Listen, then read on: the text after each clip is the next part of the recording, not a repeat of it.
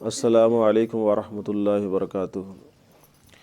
الحمد لمن ہوا کرب علینا من حبل الورید والصلاة والسلام علی صاحب مقام الحمید وعلی آلہ وصحبہ لہم البشرى والمزید، اما بعد فاعوذ باللہ من الشیطان الرجیم، بسم اللہ الرحمن الرحیم۔ الجار ثم الدار، صدق اللہ مولانا العظیم و صدق رسول النبی الامین الکریم، ولا نحن ولا ذالک لمن الشاہدین والشاکرین والحمد للہ رب العالمین۔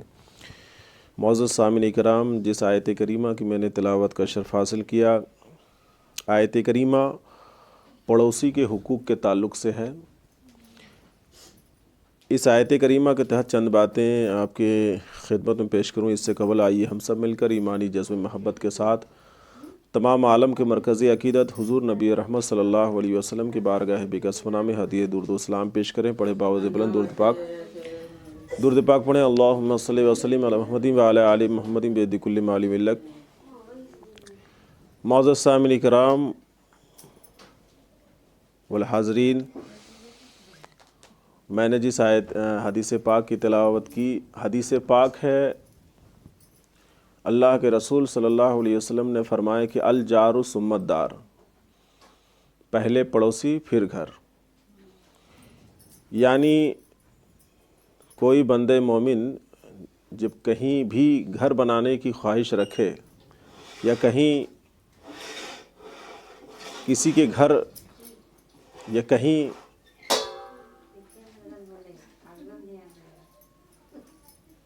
ایک جگہ سے دوسری جگہ کہیں شفٹ ہونے یا کہیں گھر بنانے یا اپنے بغل گیر رہنے کی خواہش اگر رکھتا ہے تو پہلے اللہ کے رسول صلی اللہ علیہ وسلم نے فرمایا کہ پہلے پڑوسی دیکھ لیں، اس کے بعد گھر۔ اللہ کے رسول نے فرمایا الجار ثم الدار، پہلے پڑوسی پھر گھر۔ کیونکہ پڑوسی ہونا یہ بہت بڑی بات ہے، اور یہ بات حدیثی تک نہیں بلکہ اللہ تبارک و تعالی نے قرآن مجید میں فرمایا وَاعْبُدُوا اللَّهَ وَلَا تُشْرِكُوا بِهِ شَيْئًا وَبِالْوَالِدَيْنِ إِحْسَانًا وَبِذِي الْقُرْبَى وَالْيَتَامَى وَالْمَسَاكِينِ وَالْجَارِ ذِي الْقُرْبَى وَالْجَارِ الذُّنْبِ وَالصَّاحِبِ بِالْجَنبِ وَابْنِ السَّبِيلِ وَمَا مَلَكَتْ أَيْمَانُكُمْ إِنَّ اللَّهَ لَا يُحِبُّ مَنْ كَانَ مُخْتَالًا فَخُورًا۔ اللہ تبارک و تعالی نے قرآن مجید میں فرمایا کہ اللہ کی عبادت کرو اور اس کے ساتھ کسی کو شریک نہ کرو۔ اس کے بعد ماں باپ کے ساتھ بھلائی کرو، یعنی اللہ کی عبادت اور اللہ کے ساتھ کسی کو شریک نہ کرو، اور کیا فرمایا؟ ماں باپ کے ساتھ بھلائی کرو، اور اس کے بعد ترتیب وار فرمایا ہے کہ کن کن لوگوں کے حقوق ادا کرنے ہیں، اور رشتہ داروں کا بھی خیال رکھیں۔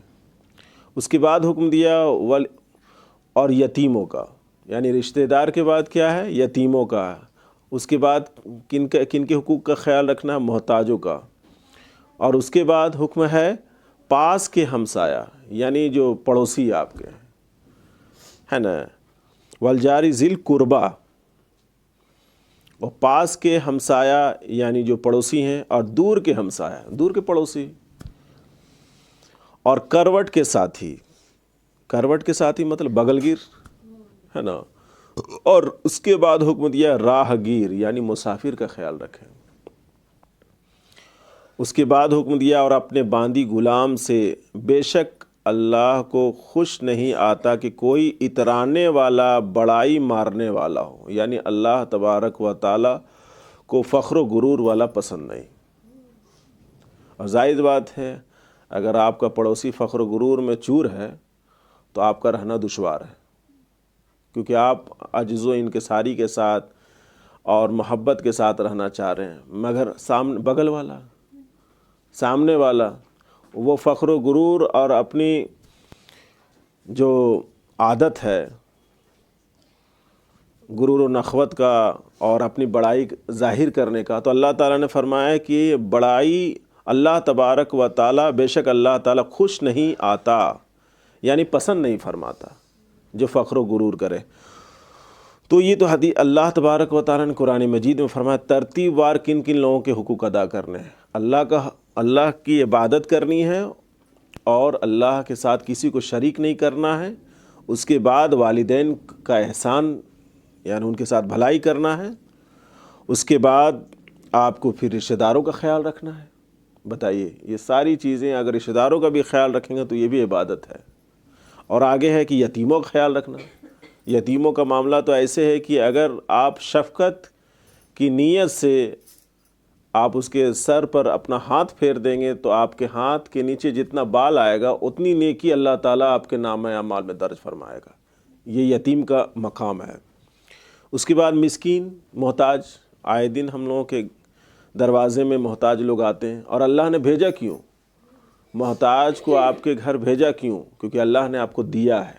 تو حسب اوقات حسب صلاحیت جو اللہ تعالیٰ نے وسعت عطا فرمائی ہے وہ دے دے.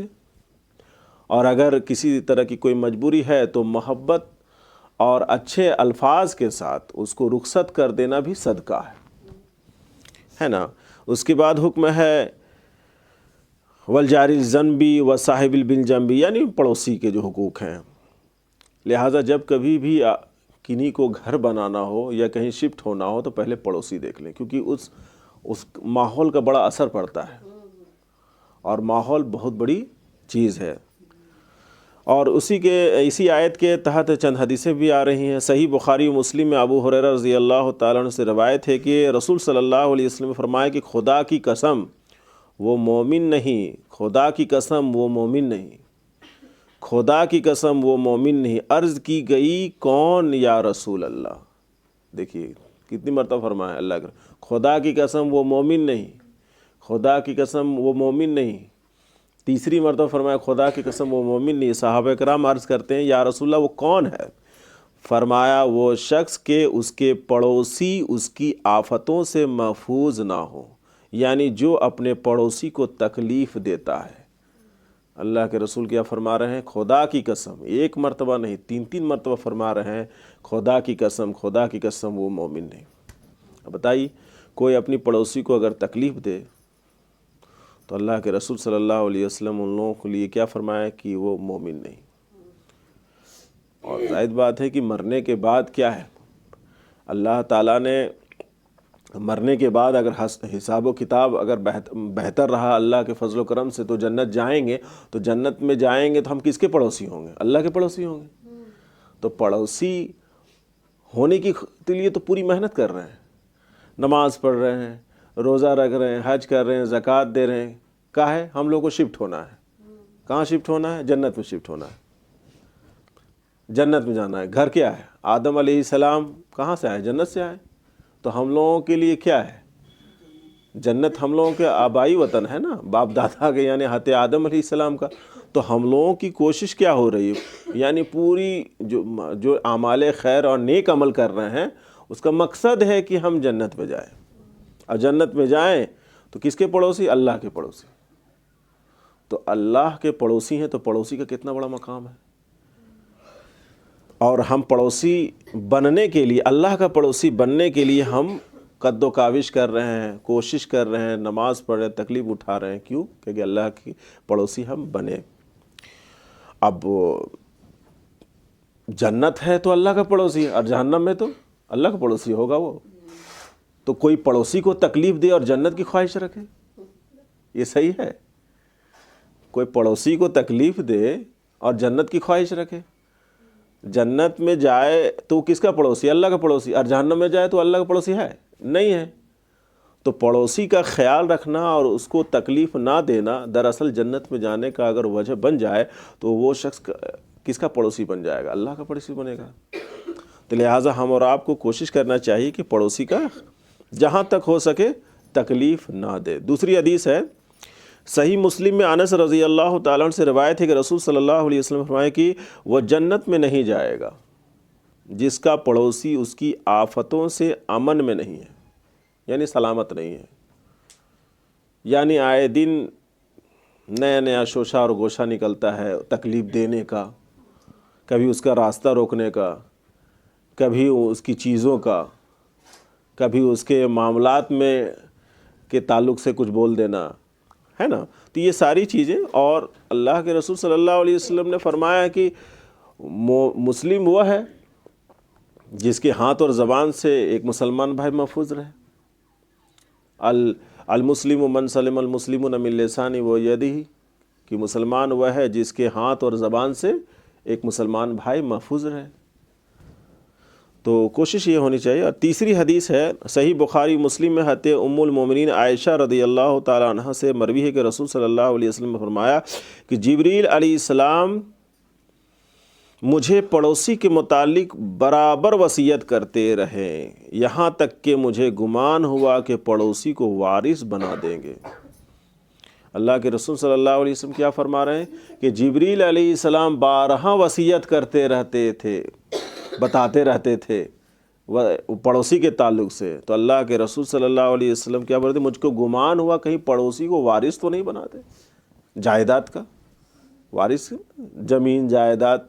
تو اتنی وصیت جبریل علیہ السلام کرتے تھے اللہ کے رسول صلی اللہ علیہ وسلم کو کہ اللہ کے رسول صلی اللہ علیہ وسلم کو گمان کہیں پڑوسی وارث نہ ہو جائے، یعنی آپ کے زمین جائیداد چیزوں کا ہے نا.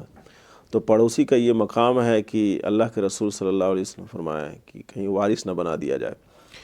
حدیث نمبر 4 میں ترمذی اور دارمی اور حاکم نے عبداللہ بن عمر رضی اللہ تعالیٰ عنہما سے روایت کی کہ رسول صلی اللہ علیہ وسلم فرمایا اللہ تعالیٰ کے نزدیک ساتھیوں میں وہ بہتر ہے جو اپنے ساتھی کا خیر خواہ ہو.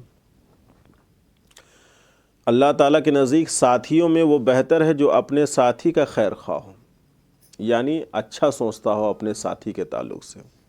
اور پڑوسیوں میں اللہ کے نزدیک وہ بہتر ہے جو اپنے پڑوسی کا خیر خواہ ہو، اچھا سوچتا ہو، شبھ چنتک ہو، یعنی اچھی سوچ رکھتا ہو، ہے نا،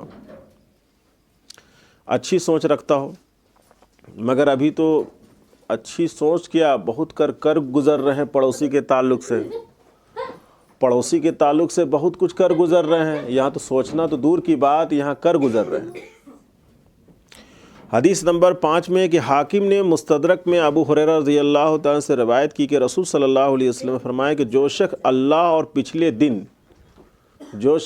اور پچھلے دن قیامت پر ایمان رکھتا ہے وہ اپنے پڑوسی کا اکرام کرے. یعنی جو اللہ اور آخرت پر ایمان رکھتا ہے، قیامت پر ایمان رکھتا ہے، وہ کیا کرے، وہ اپنے پڑوسی کا اکرام کرے، یعنی عزت کرے، پڑوسی کی عزت کرے. اور حدیث نمبر 6 میں ہے ابن ماجہ اور عبداللہ بن مسعود رضی اللہ عنہ سے روایت کی کہ کہتے ہیں کہ ایک شخص نے حضور کی خدمت میں عرض کی یا رسول اللہ مجھے یہ کیوں کر معلوم ہو کہ میں نے اچھا کیا یا برا کیا. دیکھیں اللہ کے رسول صلی اللہ علیہ وسلم بارگاہ میں ایک شخص آیا اور کہا کہ میں اچھا کیا ہوں یا برا کیا ہوں، کیسے معلوم ہوگا؟ تو اللہ کے رسول صلی اللہ علیہ وسلم فرمائے کہ جب تم اپنے پڑوسیوں کو یہ کہتے سنو کہ تم نے اچھا کیا ہے تو بے شک تم نے اچھا کیا، اور جب یہ کہتے سنو کہ تم نے برا کیا تو بے شک تم نے برا کیا. یعنی اچھا اور برا کا پیمانہ اور ترازو پڑوسی پر ہو گیا. پڑوسی اگر اچھا کہے تو آپ اللہ کے نزدیک بھی اچھا ہیں، پڑوسی اگر برا کہے تو اللہ کے نزدیک بھی برا ہے.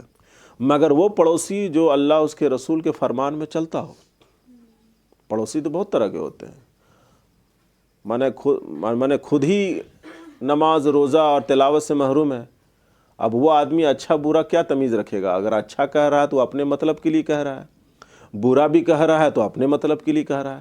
ایسا نہیں. پڑوسی شریعت کے لحاظ سے وہ نماز روزہ کا بھی پابند ہو، تلاوت کا خیال، یعنی دیندار شخص ہو.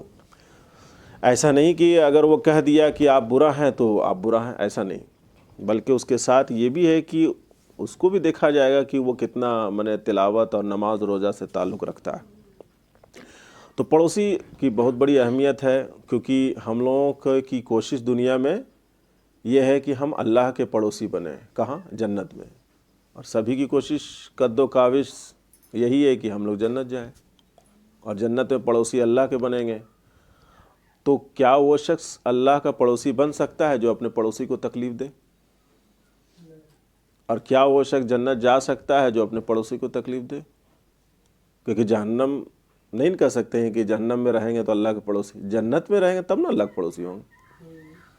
تو جنت میں جانے کے لیے بھی روک ہے اور اللہ کے پڑوسی بننے میں روک ہے، مگر کس کے لیے روک ہے؟ جو اپنے پڑوسی کو تکلیف دیتا ہے نا۔ اور آگے حدیث پاک ہے، حدیث نمبر 7 ہے، بحیقی نے شعب الایمان میں عبد الرحمن بن ابی قراد رضی اللہ تعالیٰ سے مروی ہے کہ روایت کی کہ ایک روز نبی کریم صلی اللہ علیہ وسلم نے وضو کیا، صحابہ کرام نے وضو کا پانی لے کر منہ وغیرہ پر مسح کرنا شروع کر دیا۔ حضور نے فرمایا کیا چیز تمہیں اس کام پر آمادہ کرتی ہے؟ عرض کی کہ اللہ و رسول کی محبت۔ حضور نے فرمایا جس کی خوشی یہ ہو کہ اللہ و رسول سے محبت کرے یا اللہ و رسول اس سے محبت کرے، وہ جب بات بولے تو سچ بولے، اور جب اس کے پاس امانت رکھی جائے تو اس امانت ادا کر دے، اور جو اس کے جوار میں ہو اس کے ساتھ احسان کرے۔ یعنی ایک طویل حدیث ہے، لمبی حدیث ہے، اور اس کا ماحصل یہی ہے کہ اپنے پڑوسی کا خیال رکھنا ہے۔ اور پڑوسی کا خیال یہاں تک کی بات آئی کہ حضرت داؤد علیہ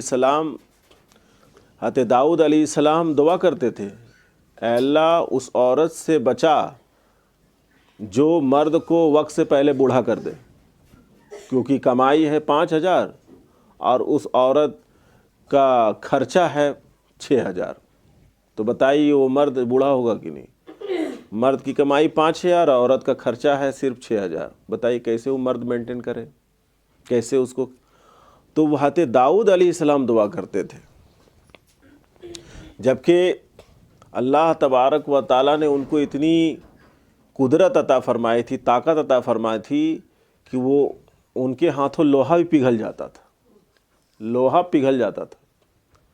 یہ ان کی اللہ تعالیٰ نے ان کو قدرت عطا، طاقت عطا فرمائی تھی، مگر وہ کہہ رہے ہیں کہ اس عورت سے بچا جو عورت مرد کو وقت سے پہلے بوڑھا کر دے۔ کیسے؟ خرچہ بڑھا دیے، اور مرد بیچارہ تو وقت سے پہلے بوڑھا، پتہ چلا کہ عورت الحمدللہ دیکھنے میں بہتر ہے 20 سال کی اور مرد 40 سال کا لگ رہا ہے۔ اور ایک دعا کی ہوں کہ اے اللہ ایسے پڑوسی سے بچا کہ جو ہماری خوبیوں کو چھپا دے اور خامیوں کو ظاہر کر دے، ایسے پڑوسی سے بچا۔ اللہ اکبر، دیکھیں کہ جو میری خوبیوں کو چھپا دے اور میری خامیوں کو ظاہر کر دے، ایسے پڑوسی سے بچا۔ یہ کون دعا کر رہے ہیں؟ اللہ کے پیغمبر حضرت داؤد علیہ السلام۔ تو اب بتائیے کتنی بڑی بات ہے کہ پڑوسی سے پناہ اگر مانگ رہے ہیں تو ایک اللہ کے نبی، اللہ کے پیغمبر کہ ایسے پڑوسی سے بچا۔ تو ہم لوگ بھی کوشش ہونی چاہیے کہ جہاں کہیں بھی ہم لوگ جائیں، جیسے آپ لوگ بھی کہیں نہ کہیں جائیں گے ہی، مگر سب سے پہلے کیا دیکھنا ہے؟ پڑوسی، کیونکہ ہم اللہ کے پڑوسی جنت میں ہونے والے ہیں انشاءاللہ۔ تو دنیا میں بھی اچھے پڑوسی کے ماحول میں رہیں گے تو انشاءاللہ آپ نماز بھی پڑھیں گے تو آپ کو نماز میں دھیان لگا رہے گا، آپ تلاوت بھی کریں گے تو آپ کے ذہن میں کسی طرح کی کوئی بات نہیں ہوگی۔ آپ اگر کسی کو صدقہ اور فطرہ بھی دے رہے ہیں تو کسی پڑوسی کے کسی معاملات سے آپ صدقہ فطرہ بھی خلوصیت کے ساتھ کیجئے گا، ہے نا۔